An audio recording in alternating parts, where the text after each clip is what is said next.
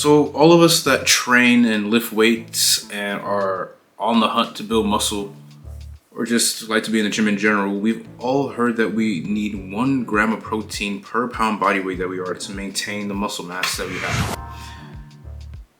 I'm starting to find that not really true. There's a few things that have made me scratch my head over the past couple years that have led me to this conclusion. But anyway, before I continue, what's up YouTube? It's your boy Felix, back with another video, and I just want to dive into this topic because for the past 2 years I haven't been using any protein shakes or anything like that.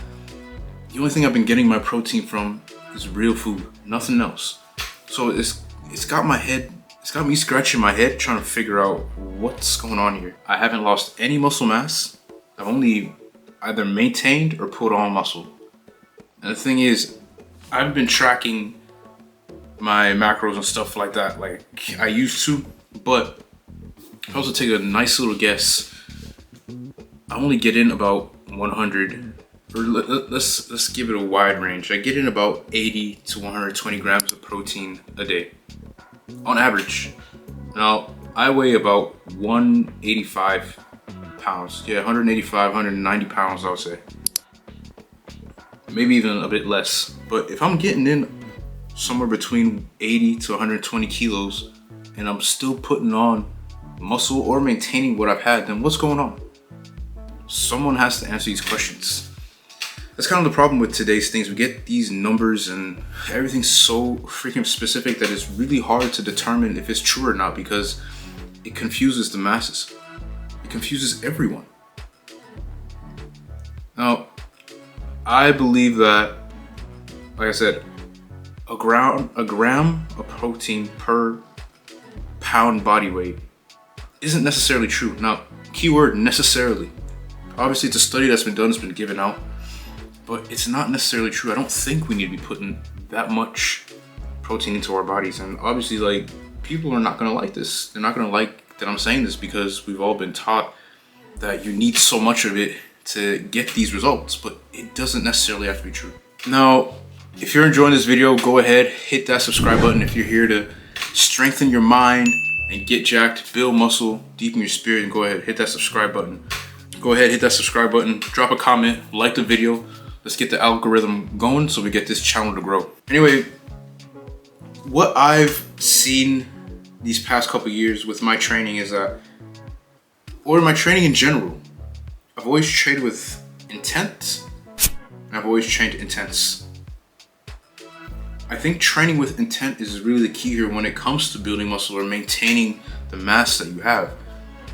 Obviously, we do need some proteins and things of that nature because protein synthesis is what causes muscle to grow, so to speak, because when you train, body breaks down, we know that, and we need these proteins or an extra dose of protein basically to help build those muscles back.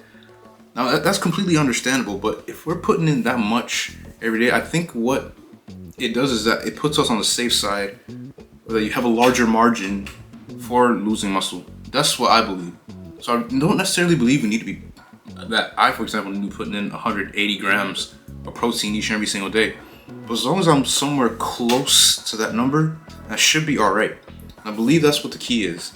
Training with intent, training intense, for the most part, not every single session is gonna be intense, but training with intent, you're going in there, you're training your muscles consciously, knowing that, all right, my goal here is to get them to grow. If you're going into the gym and doing that each and every single session, then you're gonna be on the right side, on the right track, man. I can promise you that. For the past 2 years, that's what I've been doing without protein shakes. I've been doing it since I started training. So stick to those 2 things, man, and you're gonna get very far. I promise you that. I can guarantee you that. Also, another thing I believe is key to this is eating the right things. Now, if you're a person that trains and you finish up training and you eat like shit outside the gym, then what's the point? And what I mean by eating right is eating single ingredient foods. That's the best nutrition when it comes to getting jacked. Single ingredient foods. I'm a person that eats a lot of fruits, a lot of vegetables, a lot of lean meats, and all these things, these 3 things that I just mentioned, is literally 1 ingredient. If you take a carrot, for example, it's literally just a carrot. There's nothing else that's added to it.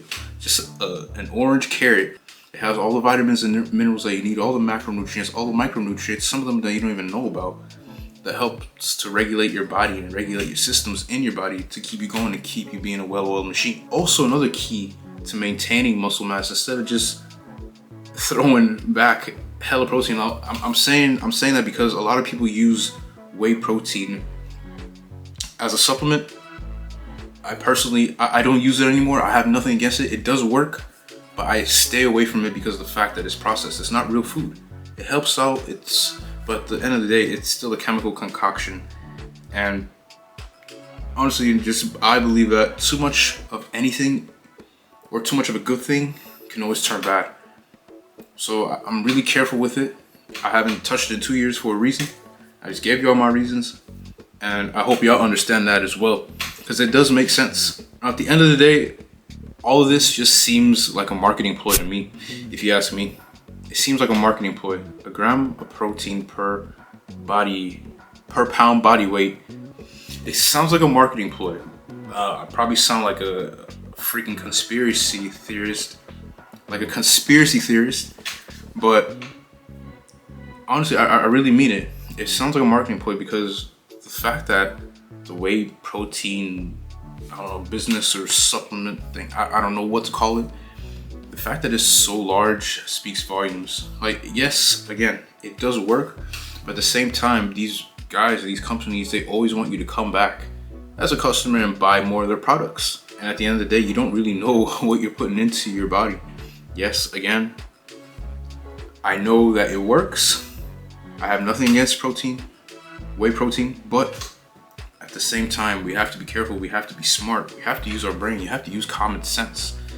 Sometimes it's nice to just stop a little bit and think about what you're doing. Most of the ingredients on the back of a bag of whey protein, I don't even know what they are, man. I don't even know what they are. I remember when I used to drink protein shakes, I would always go for the protein shakes that had a really short ingredient list. I didn't want anything that had a long ingredient list because I don't know what half of that stuff is. So why should I just put it into my body without asking any questions first? You feel me? It doesn't make sense. So at the end of the day, I really believe that it might be a marketing ploy to just get people to just buy stuff, because at the end of the day, that's all most people do. Most people are just consumers. They don't want to ask questions. They just want to consume whatever's out there and be happy about it and fit in with the crowd, right? That's all I gotta say about that today. Honestly, this has been on my mind a lot, and I referred back to this a few videos back. I don't remember what video, but another video y'all can actually watch before I go is my take on supplements. Do you really need them to get jacked? That's a really good question that people that are trying to build muscle should ask themselves, because the word supplement, it actually means something. So go ahead, check out the video. Do you really need supplements to get jacked? I swear it'll answer a lot of your questions. Anyway, that's it for this video. If you got a lot of value from it, go ahead, hit that subscribe button down below. Hit the like button, drop a comment, drop your opinion about what you think about this, and we can have a chat down below. You don't have to necessarily agree with me. You can also disagree. You can always have a nice chat about it and get in different perspectives, because other people will also want to know your perspective too. So if you gained any value from this video, go ahead, hit that subscribe button, hit that like button, drop a comment, and I'll catch you on the next video. See you.